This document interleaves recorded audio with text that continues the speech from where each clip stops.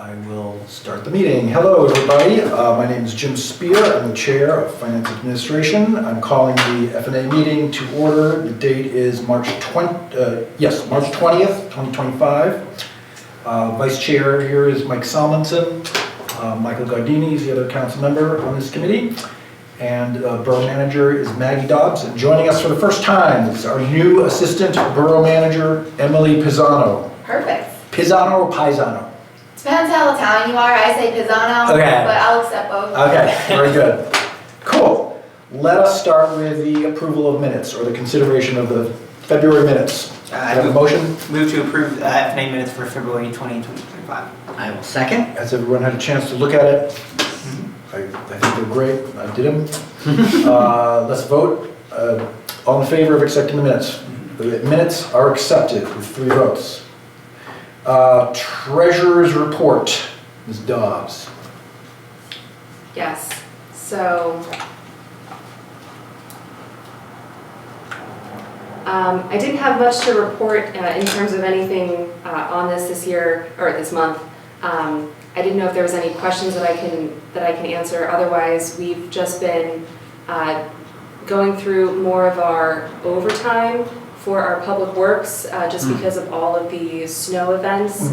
So if you look at that percentage, if you look at kind of the totals for the year, we're already up to about 70% of our budget for overtime this year. So we're going to be taking a look at how we can kind of massage those schedules to try to keep that within budget as much as possible. But it's likely that given all of the events that we have coming up, and then if we happen to have a snowy early winter, that we may run into some budget numbers there. So that's just something to consider. Yeah. But that's really the main thing I want to bring your attention to. Okay. Any other questions? None? Okay. Let's have, presentation items. We have no presentation items. Scheduled bills. Move to recommend schedule bills for the general sewer, solid waste, capital, highway, and green funds totaling $441,538.70. I will second. Okay. Ms. Dobbs again. Scheduled bills. Oh, well, no, unless you have something to point out to us. Anybody have questions on the bills? Yep. No questions on the bills. All right, let's vote to approve. All in favor? Okay, none against. 3 in favor, none against. The scheduled bills are recommended for approval. Item 4B, list of volunteer responders eligible for property tax credit. Move to recommend list of volunteer responders eligible for property tax credit. I will second. Okay. Is this in the packet? Yeah, I was looking at that earlier. There's the fire Oh, I see. company and Yep. then All right. So, and I guess we should just note that, we appreciate all these, especially the volunteer fire company, all these folks who keep us safe, and for sure. we sure appreciate their willingness to do that, and I know that they're always looking for more volunteers. So you get a tax abatement if you volunteer. Not that that's why you should do it, but it can be an incentive. Right. Okay.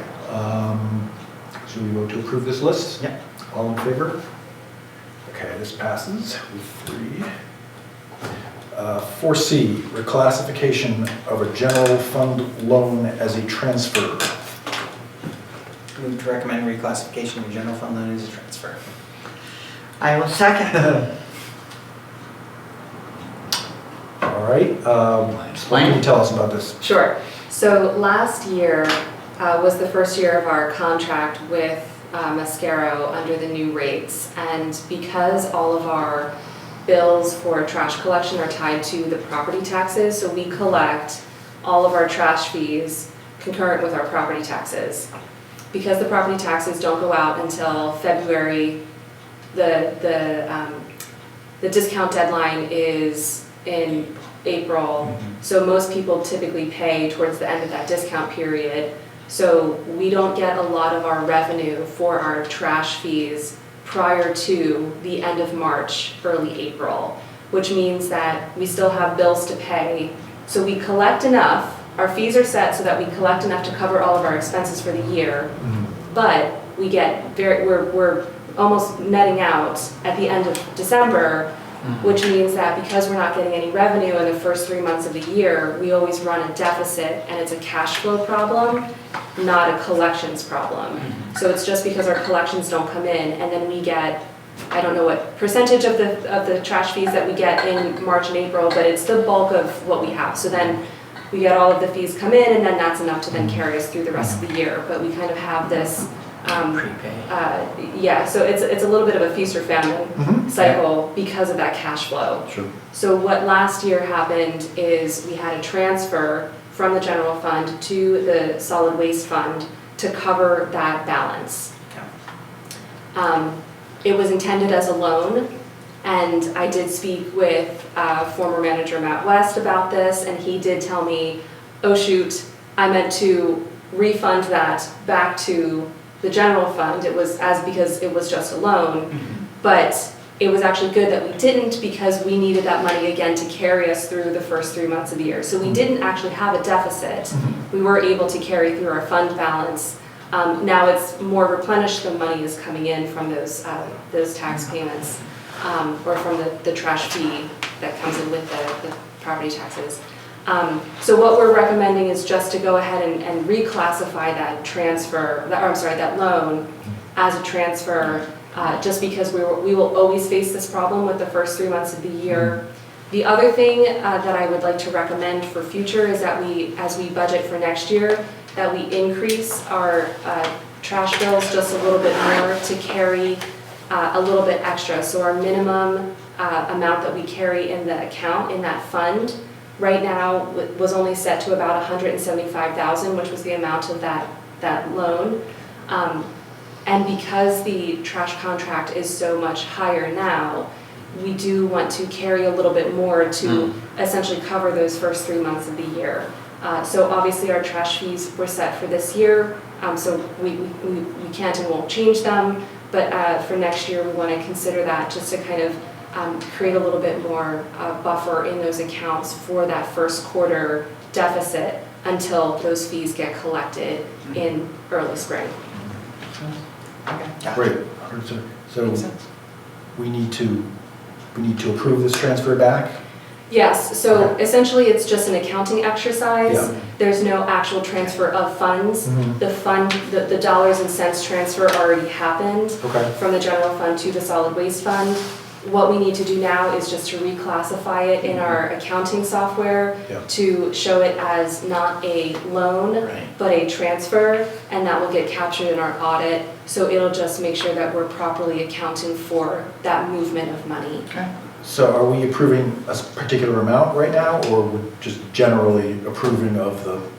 Well, I It guess it was- was the one that was. It was It's already that one, done. it was Already that done, one so time. we don't need to make a motion and vote it then, or we do? Yeah. Well, I think we just need to vote on moved to tax recommend the reclassification. Okay. And we don't need to state an amount for that? It was 175,000. Okay. All in favor of that? I'm in favor, all in favor of that, great. Okay, update to employee handbook. Move to recommend update to employee handbook. I will second. Okay, here we see in the packet a number of edits to the employee handbook. I don't know if Maggie wants to go first. I do have some comments, being an employment lawyer, I You. myself. So most of these edits were recommended by Alan Gazzardo. So let's see. Many of these edits are to adjust for real-time practice of how we actually administer some of these policies. Some of them are no longer applicable, and some of them we feel are just a little bit onerous. So for example, there's this post-job offer medical exam that we feel is not a necessary component that we subject our employees to. We also, Alan was recommended that we update our bereavement leave to 5 days for immediate family. And then 3 days otherwise. I'm sorry, 1 day for non-immediate family member. So recommended to up it from 3 days for immediate family to 5 days. We also added in our short-term disability insurance. Yeah. So this was the change that was made as of January 1. The borough now accommodates short-term disability insurance for all of its employees. So we just added that in and then amended the language for the supplemental disability insurance. So employees still have the opportunity to purchase additional short-term disability, but now we do have the borough-sponsored short-term disability. So that wasn't previously added in, so we're now adding it in to account for that benefit.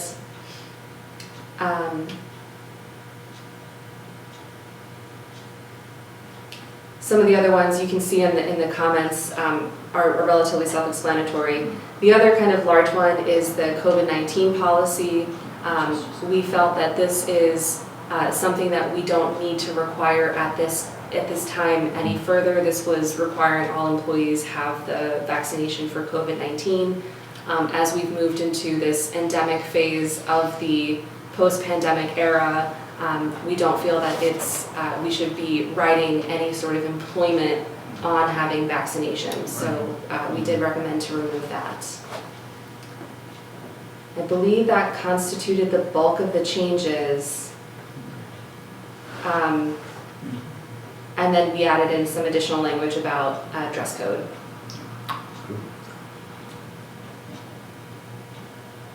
It all seems pretty straightforward. You want my thoughts? I'm 90% of these I'm fine with. I just have a couple of thoughts, potential comments. So taking out the medical exams, perfectly fine with.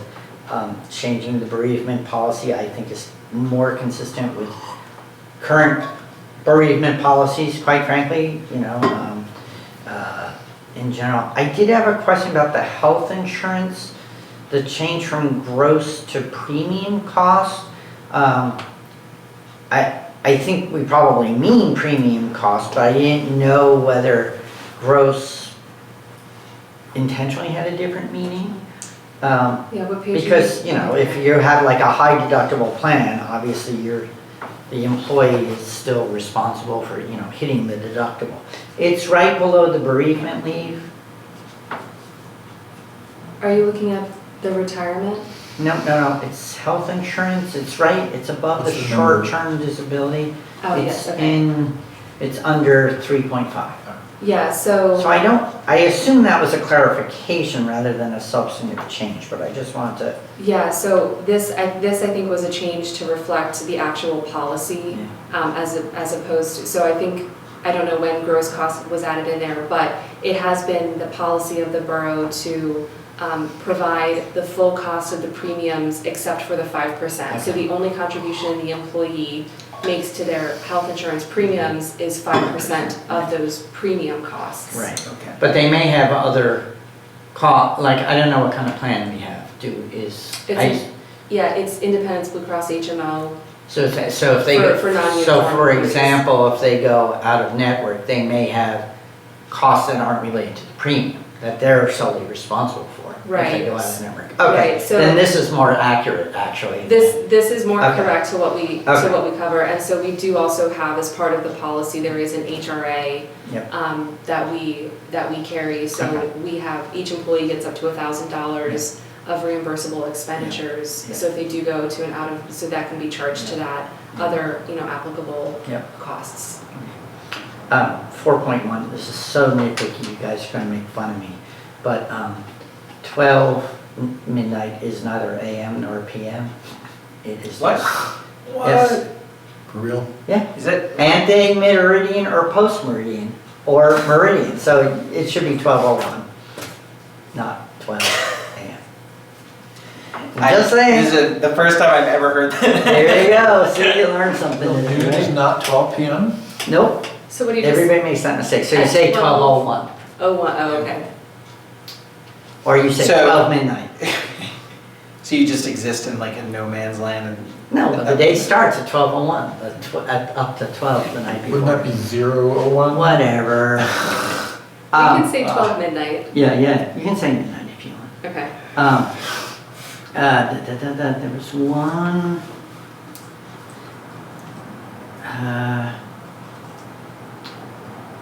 I didn't quite understand his comment. This is under 4.4, workplace safety and accident. He took out the language about CDL drivers and drivers of non-CDL borough-owned vehicles are subject to post-accident testing, and he said this would apply to any non-work related driving accident. I don't think this is necessary, but if they're driving, even if it's not work related, if they are driving a borough-owned vehicle, I still think we might want to, or actually need to from an insurance standpoint, still allow ourselves to do post-accident testing, because they're driving our vehicle. Let's say they are driving our vehicle and they kill somebody. Somebody's going to sue us. We want to be able to do post-accident testing if need be. So I'm not quite sure why he took that out, because he says any non-work related driving accident, they're still driving our vehicles. I think actually it is necessary. Okay, I think this was because this particular clause would trigger a post-accident testing if they were driving a personal vehicle. It doesn't, it says CDL drivers and drivers of non-CDL borough-owned vehicles. So CDL is commercial. So maybe it's just, maybe the problem is the first half of the sentence needs to go out. I mean, certainly drivers of non-CDL borough-owned vehicles should still be tested. If they're driving our vehicles, we should still be testing them if they get in an accident. Okay. So that was that one. In terms of the COVID policy, I wondered, certainly this is outdated, but I wondered whether we wanted to write a more generic policy that said, in the instance where we have another kind of pandemic or medical emergency that consistent with the mayor's powers to emergency, that we can require vaccination testing or other ameliorative measures. Well, I guess probably, well, I assume that this one was added like Right. at the time. Right, but I'm saying like replace this not with a COVID specific policy, but allow for the flexibility of if there is, a medical emergency, declared medical emergency by the mayor or by somebody else, state, local, whatever, that we may impose conditions including but not limited to appropriate vaccinations, asking, whatever it might be. Well, how would some other emergency be handled that's not covered in the employee handbook? Like if something came up, globally or something that needed, I mean, it's not- that needed emergency circumstances. What would there be? Why wouldn't an emergency declaration just cover an unknown like that?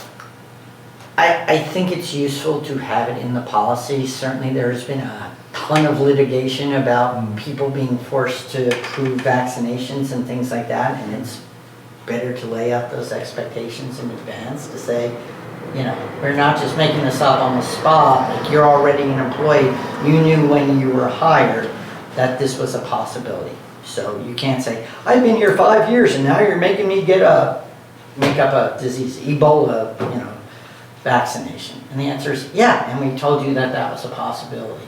You didn't have an expectation that a vaccination might not occur, or a requirement of a vaccination, or masking, or whatever it is. I just think it's not bad to have. There's been so much litigation over enforced vaccines and things.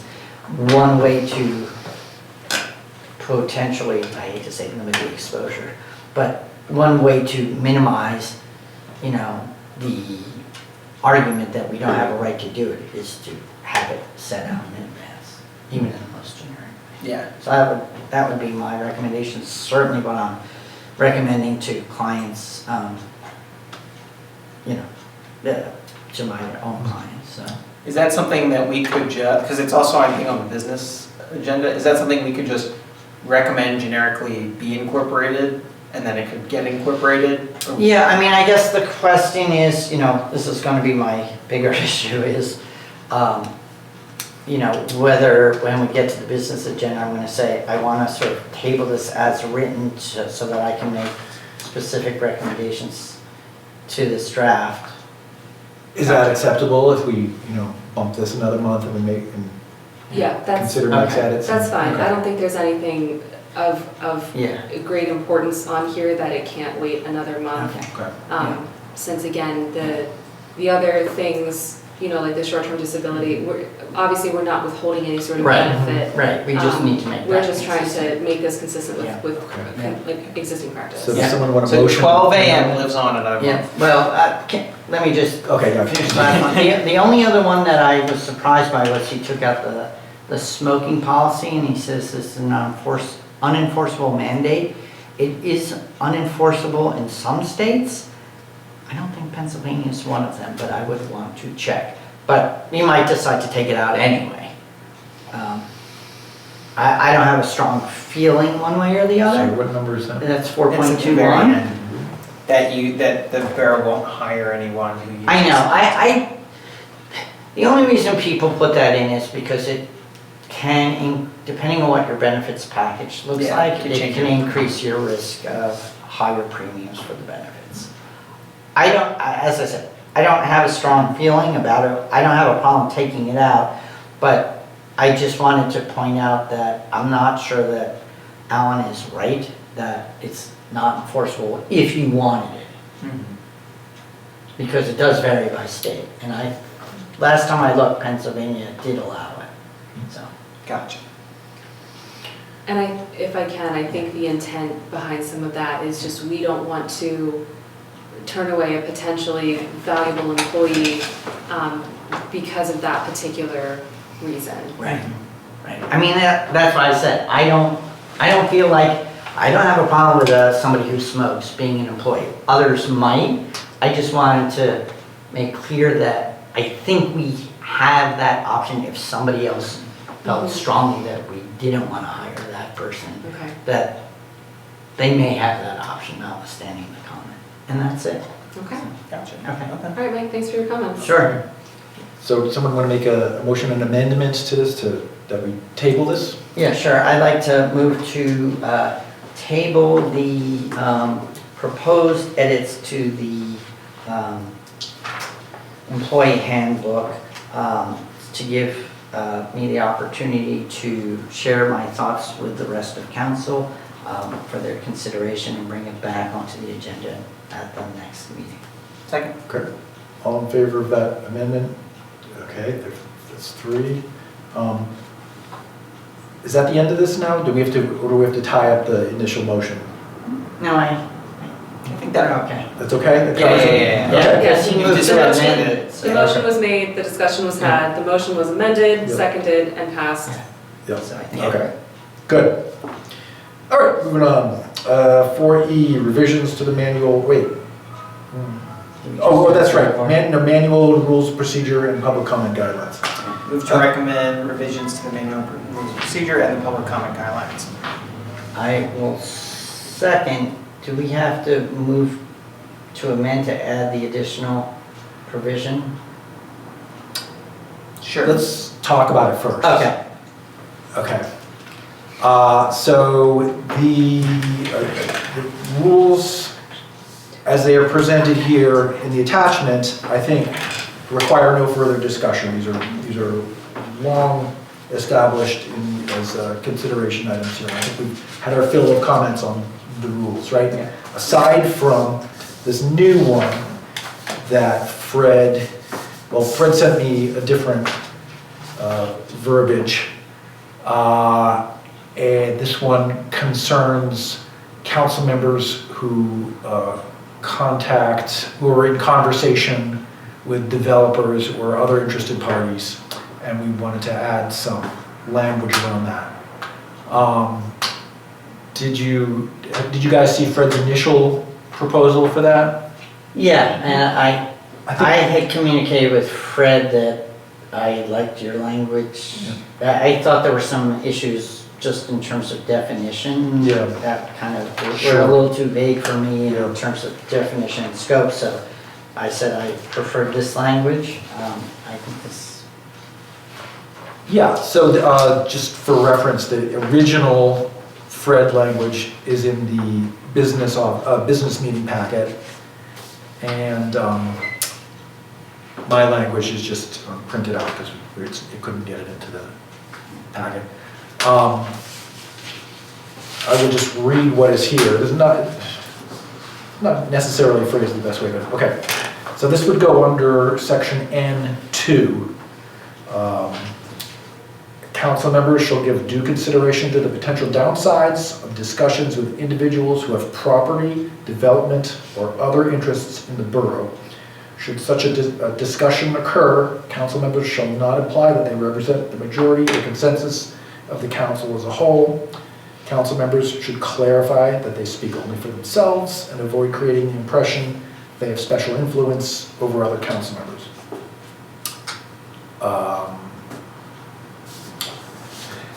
That, I think, covers a number of situations. You know, Fred's was centered on developers. You know, immediately I thought, well, does that mean we can't, I mean, does that cover, that wouldn't cover people selling us steamrollers or something like that. any, you know? any, Yeah. right? Any vendors, anybody Yeah. who has business to do with the, Or it wouldn't cover homeowners who want to renovate their property in some way, you know, that rubs up against an ordinance or rubs up, you know, against the zoning code. Or people who are entering a zoning hearing in some way. So this, in my mind, I think this covers, or is intended to cover, anybody who has, you know, an interest that they wanted to consult a council member over, or a council member is in dialogue with. Just kind of an ethics policy. yeah. And it's sort of consistent with, you know, if you ever go to, you know, I was at a continuing legal education seminar last month with a law Department of Justice lawyers, and they all had to give the caveat at the beginning of their speech of, you know, that even though I'm a Department of Justice lawyer, what I'm saying is my own personal opinion. It's not necessarily the Right. view of the Department of Justice, especially at, you know, 11:15, because it could change at 11:30, which actually happened in the middle of our seminar. They changed the rules, Justice Department. In the middle of the seminar. I mean, they literally got up and said, you know what, we told you an hour ago is the rule for the Justice Department. We just got a directive that that's not the rule anymore. Right. So, but, you know, that's sort of, everybody always gives that caveat. Yeah. Right? And so you know, this is consistent with that. You know, I'm just speaking from my own personal perspective here. You know, I don't speak for council as a Right. whole, right? Right. And we also, obviously, as individual council members, we're not representatives of the entire body. We can't I offer know. somebody Yep. something, you know, when we're meeting them, we're Yep. not allowed to Yep. even imply that we can do Yep. that. Yep. So I feel like this clarifies that. Yeah. Now, Ms. Dobbs just suggested we can adopt the original, we can recommend adoption of the rules and then do a separate motion to Just, adopt the amendment or the addition. if I Yeah, may, oh, okay. I would just suggest actually that the motion would be to adopt the original as presented with the inclusion of, Okay, so it doesn't have to be a separate. okay, Yeah. I misunderstood what you. so I think Fred does want to discuss this separately at council too. Okay, So Okay. we will just present that we had reviewed it. right, and we're recommending the adopt. Yeah. I think the way the motion would be read is, we're recommending adopting the rules of council Yep. with the amendment to add N2A. Okay, you're moving to amend that? Yes, yes. To Second. add N2A, second? Yep. Okay, all in favor? Great. Thanks, everybody. Is that us voting on the amendment or voting on the base? That's the whole thing, Whole right? thing, with the amendment. That's the way you phrase it. Did you want to add something else? Do you want to revisit it in any way, or you're good? No. Okay. I just wanted to make sure that procedurally we had done both. Oh, yeah, Yeah. okay. So we also have the public comment guidelines. things too, Yeah. which we're having a final review of them tonight. But they've been circulating for quite a while, so hopefully everyone's had a chance to look at that. Was that included in the base motion? I guess it doesn't really matter. Yeah. All right, well, we voted on the amendment Mhm. for the, Yeah, the public, you know what I mean, technically right? the public Yeah. comment guidelines are separate Yeah. Okay, from the rest of it. So I move to recommend the adoption of the public comment guidelines for Narberth Borough Council meetings as set forth in the meeting packet. Second. great, okay. Let's talk about this, if there's anything to discuss on this. Okay. You'll see that substantially is identical to previous. Have there been any tweaks since last month? Yeah. I don't think No, so. I I think think it this should is- be the same thing. Yeah, Yeah. yeah. Okay. I mean, I'm really happy with this, and Yep. I'd like to say thank you to Michael for drafting and formatting this, and But thank you for you to actually doing the substance. You did the hard part. And now it's all. I did nothing. Now it's all official looking and stuff. I did the blessing. It's cool. All right, so all in favor of recommending this? Okay, that passes as well. Thank you, everybody. Okay, we're moving on to discussion items. Let's pass it over to Mike Salmonson for Human Relations Commission. Okay, so as you know, I've been stalling on the, no, I haven't been stalling, but this came out of my discussions with Ms. Starr, who was the prior chair of the Human Relations Commission, that certain changes were desirable to the makeup of the Human Relations Commission. One is to reduce the size of the commission, which I'll get to in a second. More substantively, we wanted to add one additional characteristic. That's actually something I forgot in the employee handbook. We should say, or there's a non-discrimination policy, we should say, and also consistent with any form of discrimination that's forbidden by our human relations ordinance, so that it automatically, if we amend the human relations ordinance, that will be embedded and incorporated into the employee. Okay, noted. Because we do have a change. So subsequently, the one thing that we want to add is source of income discrimination. This is meant especially to protect people, potential tenants who might be renting property in the district, that a landlord cannot discriminate if they have a voucher or a third-party source of income. It could be a parent, it could be anybody, but they can't discriminate on that basis. So that's at the top in 49(1)(a). My only thought is when you get to the definitions and discrimination, I don't think you have to repeat that list with the risk of, actually it's further down. It's the same definition, but then you get down to, for some reason, you get to discriminatory acts, and they've only included a very few of the anti-discrimination statutes. So I added Section 504 of the Rehabilitation Act, which prevents disability discrimination, the Americans with Disabilities Act as well. I don't know why those weren't included initially.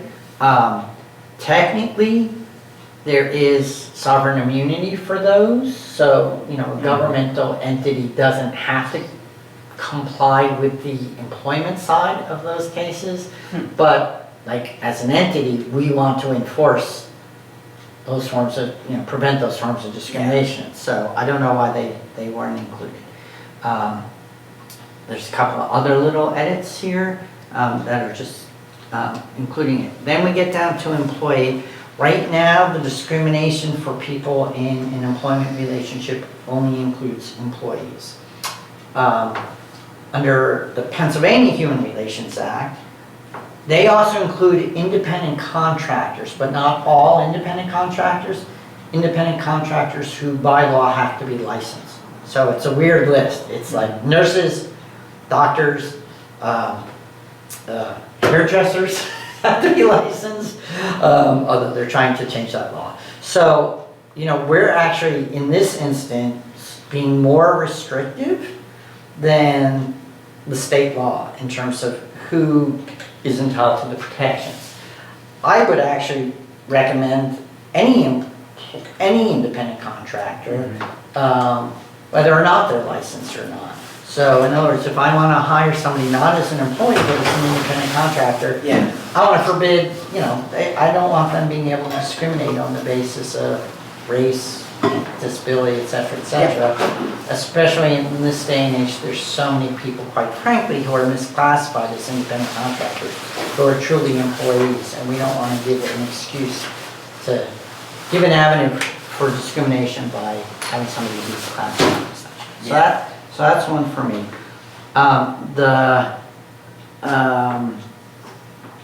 Another language thing in housing discrimination, just to make sure that we're covering all types of rental properties, both short-term and long-term. And then we get to the big issue, which is the number. So the HRC has three basic functions. There's a complaint can be filed, you can do a mediation, where you get the parties together and try and come up with a reasonable solution.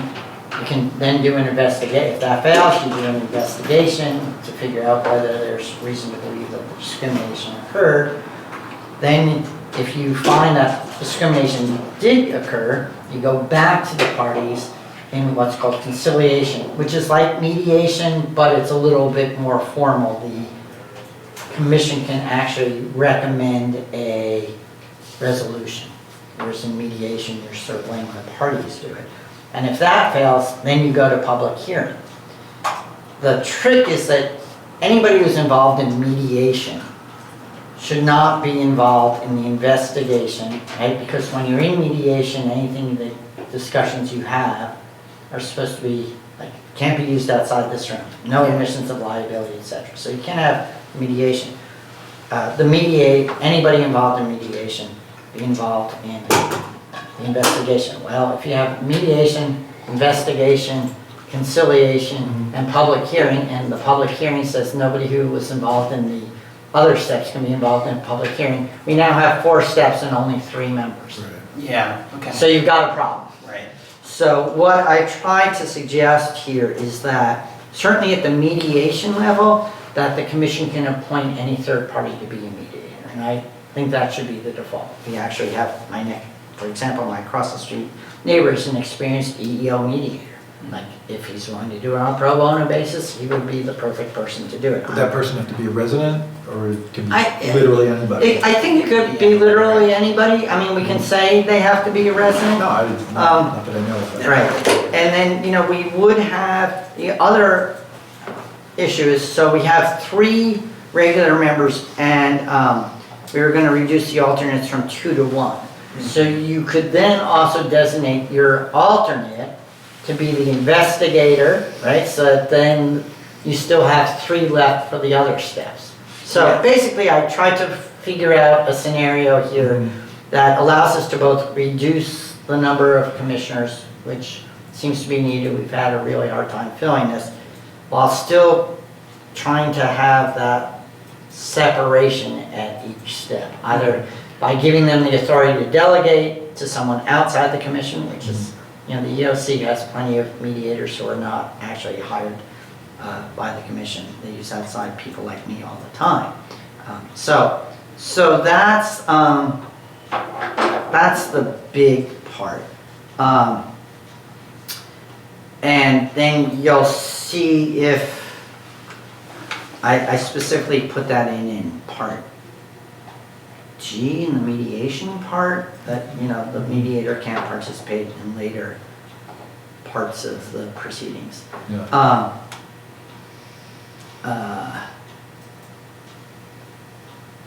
And then I think I sort of had some self-explanatory other things down the line there. So Okay. that's where we are. I figure I'm gonna have to present this again It's not, is it on the agenda for tonight? No. On the big No. meeting? Right, so I'm gonna have to present it as a whole, so. Okay. Well, great. Thank you. Thank you for working on this. Yeah, really appreciate this. It's And we'll see It's my, it's my draft. world. Another draft at a future meeting. Yep. Okay, Yeah. thanks, Mike. Let's move on rather quickly. For Yeah. the Shade Tree Commission, I think this is just a status update, which is mostly dependent on what is it? What's The Saldo checklist Yeah, that that's we're right. working on, so I've already discussed this with Emily, she's gonna be taking point on this. And actually just informed me today that she recently worked on this in her municipality where she just came from. Oh, cool. So has a good starting point, which is great, so it tees up Excellent. very nicely, so we're gonna be reviewing that over the next couple of weeks. We'll pull the existing template that she has, plug and play with all of the appropriate regulations, timelines, various points to address through our review process, and get something to you, hopefully by next month then. Cool. Oh, cool. Cool. All right. And for some reason, this came up because Shade Tree presented us a public health and safety too, so. Yeah. So, it Yeah. actually came to us too. Okay, so. we gotta speed this Yeah. along. I'm sorry, guys. Yeah, We're no, running out of time. I know. You know how fast I am. Let's move on. Planning Commission also is, just as an informational, it's designated that Planning Commission is going to be coming to us as, and we're going to be the point committee, the interface on the zoning recodification here at FNA. So starting next month, I think we'll be getting visits from Todd Pressey, who's the Planning Commission member who's assigned to do that. And we'll just be, we'll be interfacing. Appointments policy, yeah, so this, sorry, it's left to so long until a meeting that this is, okay. Appointments policy, just by way of, it's something we have noted in the past, that, you know, when somebody gets appointed to a board or commission, there's no real formal consideration process for that person. And, you know, eventually they just make their way onto a council agenda and they get voted on, possibly without, you know, much evaluation or notice even to council people. So, in addition to that, there are some boards and commissions who have become very accustomed to evaluating potential members themselves.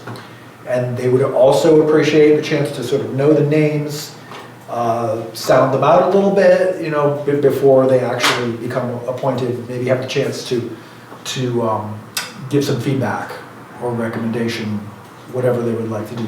So the heart of this appointments policy is to see if we can provide a consideration period. I just picked 2 weeks out of the air, you know, because it seemed kind of reasonable, between the end of applications for a position and when they eventually may end up on an agenda. When And- do applications end?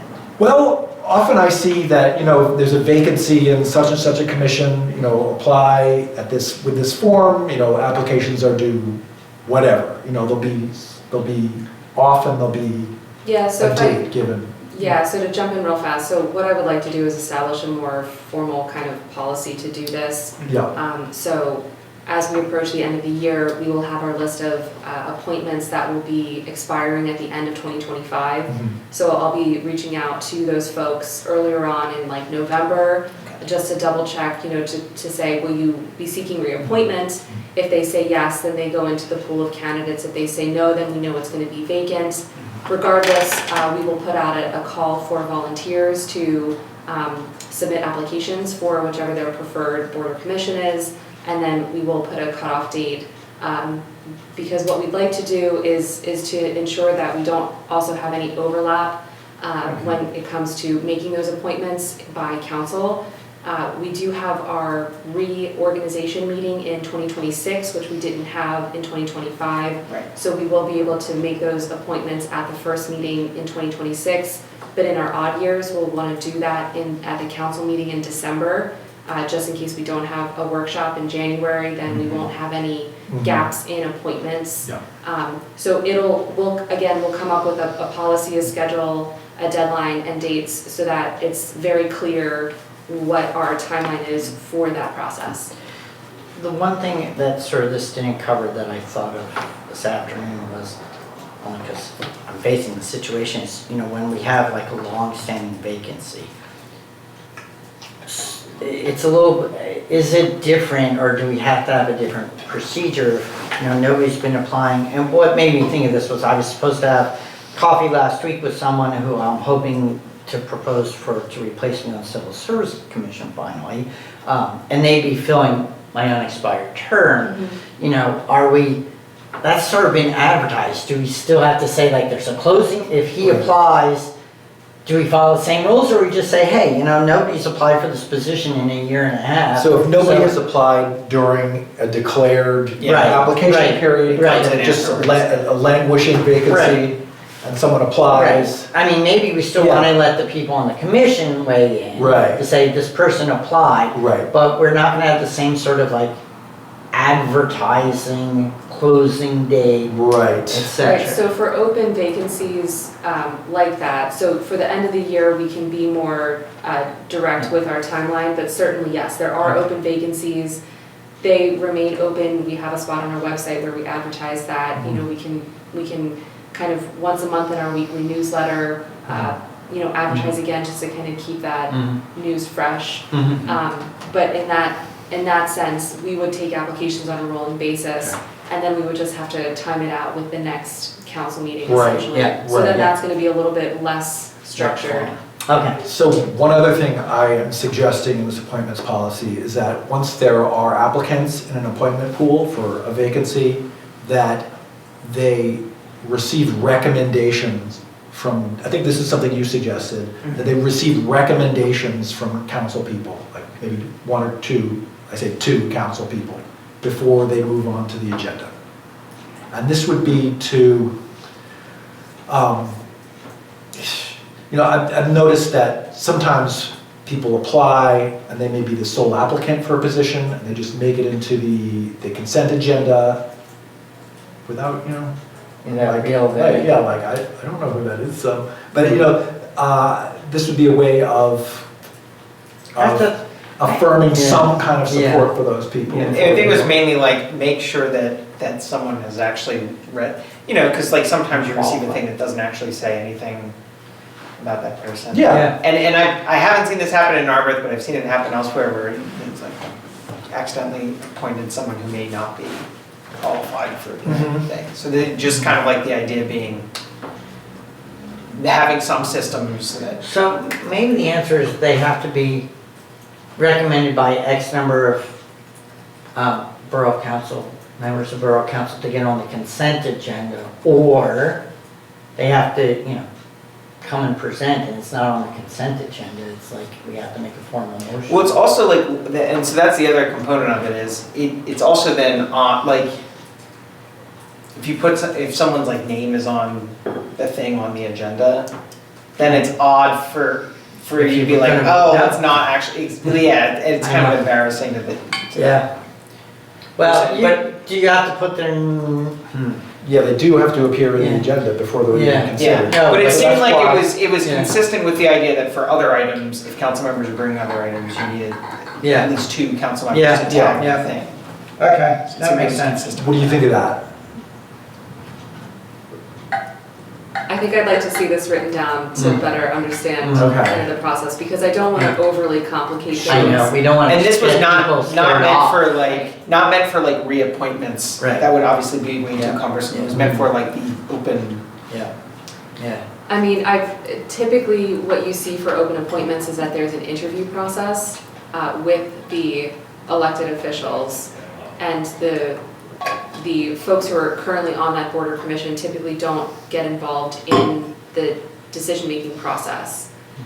If you would like to do some sort of hybrid approach, I think, Jim, if you want to write something down and what you're proposing, so that we can consider that. Okay, I mean, I think you have to So- change it anyway to account for the vacancy, because this is all implying I mean, it starts out, or scheduled end of the term, but it actually doesn't apply to just a vacancy, or parts of it. Mhm. I think we need to tweak this a little Right. bit. Well, this is just a wish list Yeah, right now, yeah. you know. Okay. Yeah. Yeah, it's a What you discussion on have right. put in here We're makes not sense. voting Yeah. for it. No, we're not, this is just discussion. Okay. Okay. Okay. I think that's enough discussion on this tonight. Yeah. We've been working on this for Yeah. a month or two more, or whatever. Yeah. We don't really have time for anything else. Do we want to say anything about the website or newsletter? Let's bump that. Just real fast, we had another meeting since we last met with the website developers, so we're moving forward. Great. AI summaries, was a little pet project. I